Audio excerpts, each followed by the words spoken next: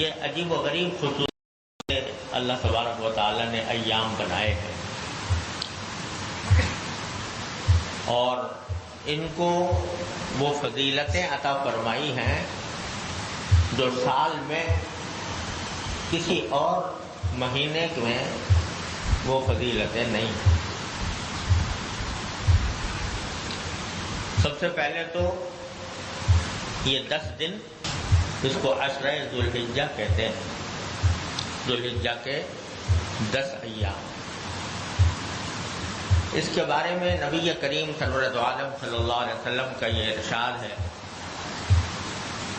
کہ اللہ تبارک و تعالی کو اپنی عبادت کسی بھی دن میں اتنی زیادہ محبوب نہیں ہے جتنی ان 10 دنوں میں۔ عبادت کی کوئی تخصیص نہیں، کوئی بھی عمل عبادت کا، وہ نماز ہو، نفلی نماز، وہ ذکر ہو، تسبیح ہو، شکر ہو، قرآن کریم کی تلاوت ہو، یا اور عبادتیں جن کا تعلق بندوں سے ہے،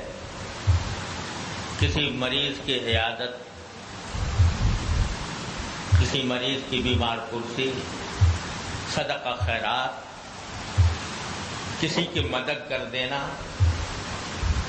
کسی ایسے شخص کو جو کسی پریشانی میں مبتلا ہے اس کی پریشانی دور کرنے کی کوئی تدبیر کر دینا، یہ سب عبادتیں ہیں۔ اور ان دنوں میں 10 ایام میں اللہ تبارک و تعالی نے یہ فضیلت رکھی ہے کہ جتنا محبوب اللہ تعالیٰ کو ان دنوں میں اپنی عبادت ہے، کسی اور دن میں اتنی عبادت محبوب نہیں۔ تو ایک خصوصیت تو اس عشرے کی یہ ہے۔ دوسری خصوصیت ان ایام کی یہ ہے کہ ان میں کچھ عبادتیں ایسی مقرر کی گئی ہیں جو انہی ایام کے ساتھ خاص ہیں، دوسرے دنوں میں وہ کام کیے جائیں تو کوئی عبادت نہیں۔ مثلا ایک بات جو ان ایام کے ساتھ مخصوص کی گئی ہے وہ یہ کہ ایک دن کا روزہ 1 سال کے روزوں کے برابر قرار دیا گیا، ایک رات کی عبادت شب قدر کی عبادت کی طرح